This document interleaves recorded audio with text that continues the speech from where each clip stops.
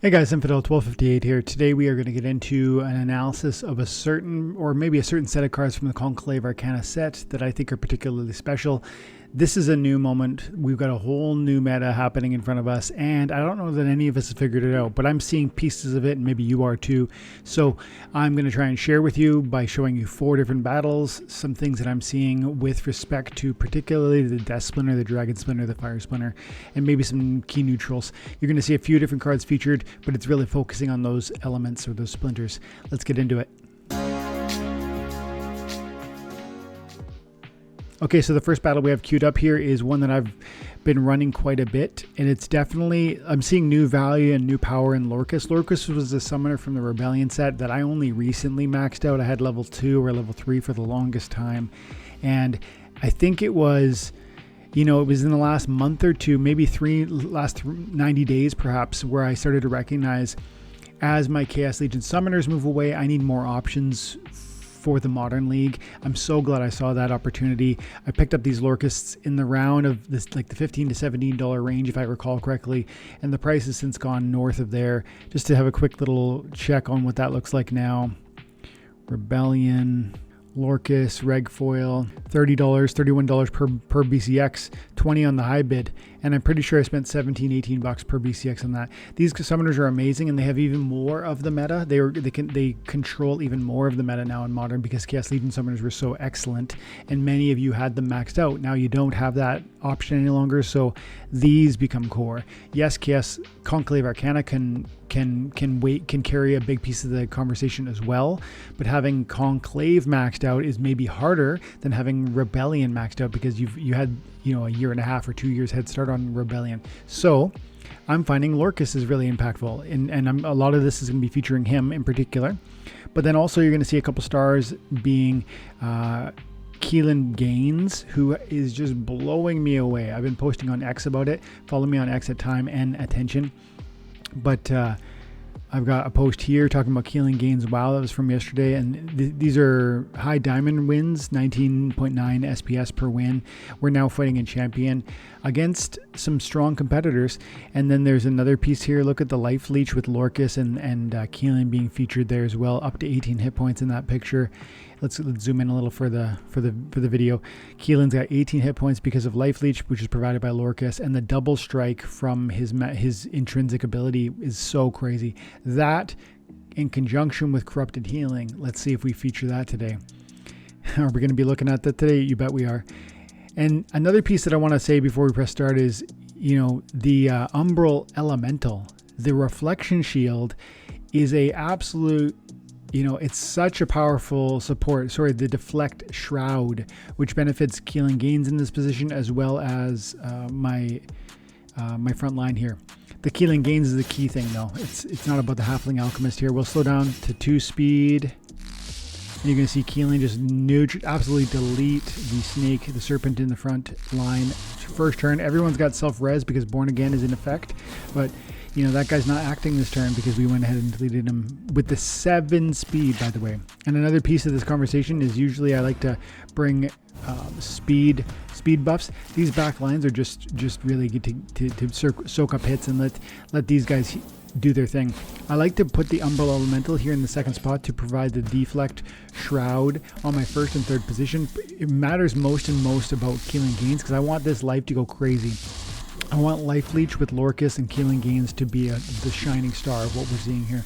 And the Deflect Shroud with the speed buff for Kelan is all part of how Kelan has, and the taunt on the Elemental Shroud, Umbral Elemental, is how Kelan is allowed to live till now late in round 2, and he's already got 16 hit points.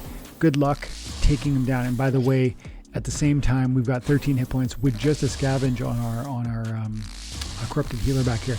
If I had played this even better, I would have put not my second life leech not on Umbral Elemental but on the corrupted healer, and by the time my taunt goes down, it's like good luck dealing with me. That's the thing I hope you're seeing. There's great power and carry potential in Kelan Gaines. The corrupted healing in conjunction with the life leech is so powerful, and the taunt allows them to the 4 rounds now to do what they need to do. Corrupted healing is amazing, you knew that. Kelan Gaines is amazing, you knew that. in conjunction with the taunt, and Lorcus life leech. That's the power I'm seeing here.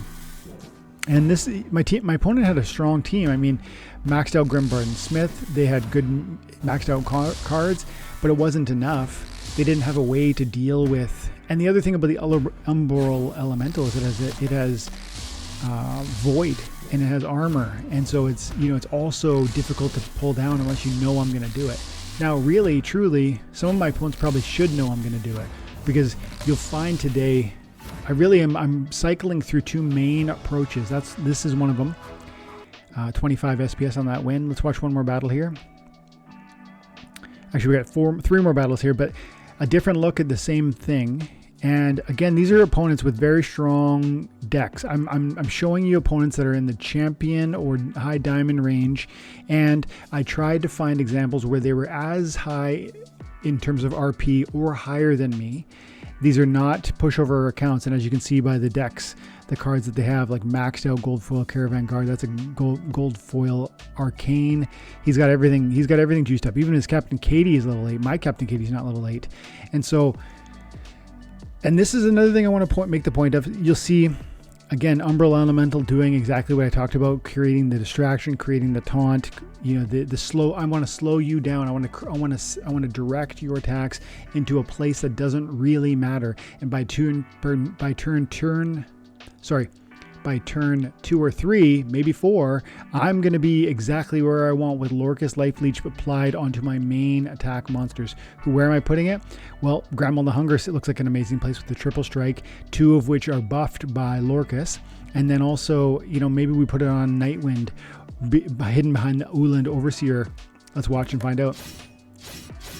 I actually put the Life Leech on the Umbral to let the Umbral stay alive longer. That's an assessment you need to make as you're queuing up. I'm going to pause for a second here. When you're applying the second Life Leech, I always bring one carry monster. In the last one, it was Kelan Gains, and this one is Grandma Nidhoggr, and we've got the Corrupted Healing to do the exact same thing. The taunt is there to distract.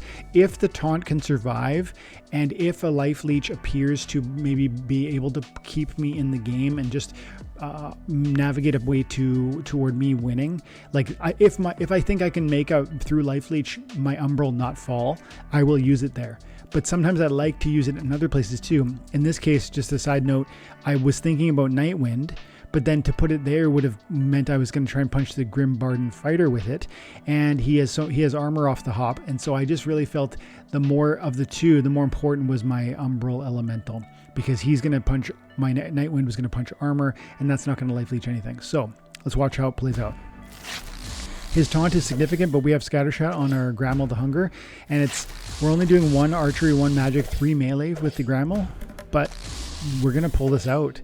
And meanwhile, look at Grandma's health peeling upward and upward and upward.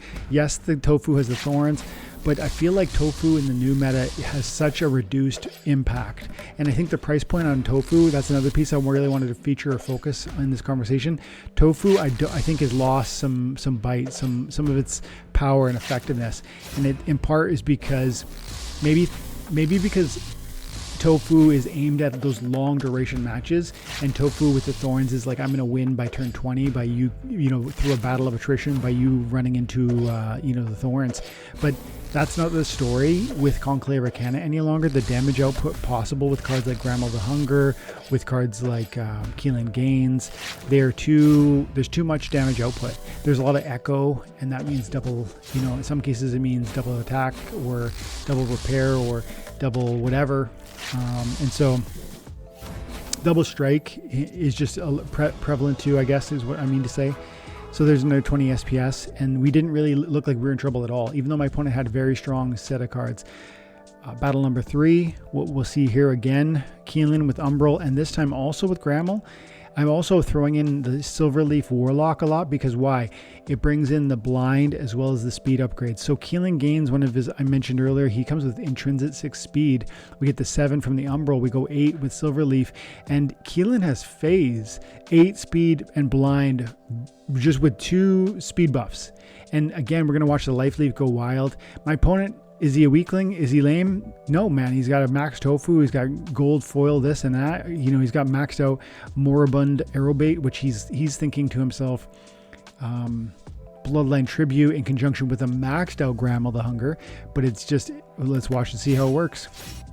Again, Life Leech with the double strike on Kelan Gains and the deflect shield to enable, you know, no backsplash from magic reflect or anything like that to run into his problem. Grammel doing what Grammel needs to do in the back line there too with the 2/2/3. And that's the other piece. When you try and use Tofu, you're not getting the attack buffs that I'm getting with Lorcus. I feel like Lorcus has really been promoted, and Tofu is going to take more and more of a back seat. And there you go, see Grammel tearing down the front line, and you can already tell it's over. I mean, yes, his Grammel the Hunger is looking, you know, dangerous, but who's looking better? Kelan Gains 17 hit points, no risk whatsoever, and good luck hitting me, by the way, with 7 speed and a blind on the field. And we're cruising with 19 hit points, 21 hit points. I'm gonna have 30 hit points before this match ends here. 25 rather. You know, we absolutely crush. And my opponent, look at this, 3660 was his RP before or after the battle, which means we were tied before the battle began, I think. And 27 SPS for that win. And one more match, and we're gonna see a slightly different look again. Again, featuring Kelan Gains, but now more with the fire damage.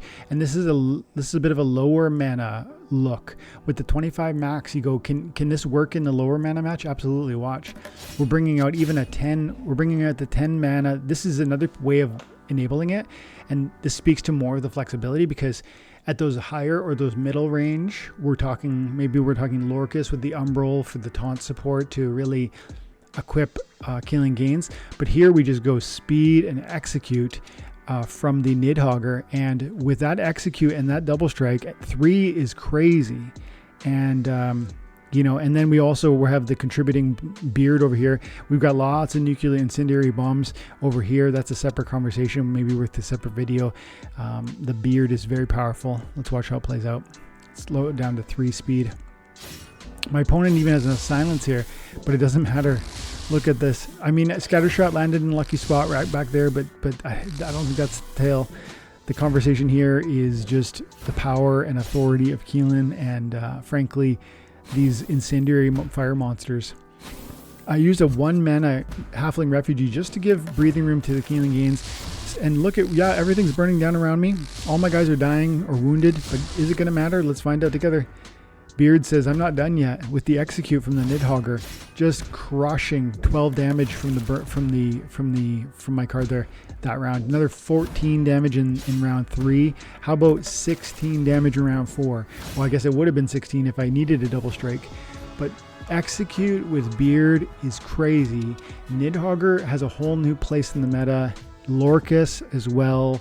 I think Tofu is out, and we didn't even feature, but I absolutely believe as well that EMP is another big piece of this. Let's go here.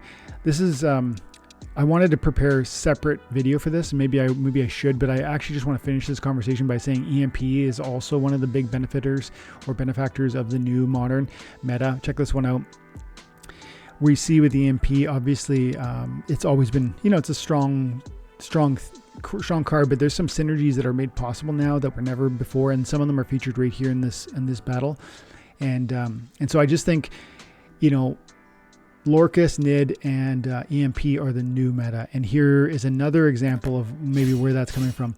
Now, my opponent is lower RP than me, and he doesn't have certain cards maxed out like Macaw, but the Macaw would have Scavenge at level 3. It's still a strong level 2 card, and he has a level 6 Merryput Magician, which is carrying most of Merryput's ability, and so he's not a pushover. He's maxed level summoner. And the story isn't really like the lack of ability, it's the power and authority of Leolin Sifu with EMP. We put the armor pierce the armor strike with the piercing on Leolin, and she has Relentless Strike, which attacks deal true damage. Plus, which means if you have shield, you're not stopping that armor strike of 7, or you're not stopping that 4 melee attack or 5 melee attack from because of the buff from EMP. So watch this play out. I used to put it on the Silver Blade Fighter in the old modern, but now I like putting on the back or the secondary line, because EMP, or rather Silver Blade, is a distraction. It's the front line. It's really just there to give space to the real damage dealer to live and do what that needs to do. I haven't even talked about Silverleaf Ranger with the Echo and the double strike, and the Echo can be perfect for putting a repair on, and then you're going to do a double repair if you got Void Armor or Silverblade, or if you got another armor strike monster. And there's so many good ones that you can use with the EMP from the Water Splinter or the Life Splinter. And so cards like Anachron Bolter with the repair and headwinds are super crucial too, because you want to hold up those armors, or Commander Goff, which I recently maxed out toward the end of before Conclave launched, and that resurrect is crucial. There's fewer resurrection, and you get this big meaty beefy armor shield, void armor shield with the Silverblade going back up immediately if it falls. And lastly, a taunt distraction with Galactus, your rebellion reward legendary that you can still get in for using your glint. But watch it all unfold. Leolin is the carry here. Watch her just absolutely gobble things up. And the double strike on the Silverleaf is no joke either. The Silverleaf Ranger, 8, if she doesn't weary herself, 8 damage a turn. Now, weary is quite annoying. Look at that though, 6 and 9. There was a divine shield that kept this Harbinger alive. But and by the way, maxed out Sifu has execute. So not only is it doing 14 damage, it's got an execute, and it'll go again. Right there, he's going to go again. Oh, he didn't go again. He had one. He brought it down to 1. I'm not sure why there was no execute on that. But anyways, we've probably done 30 damage, maybe 40 damage with the Sifu.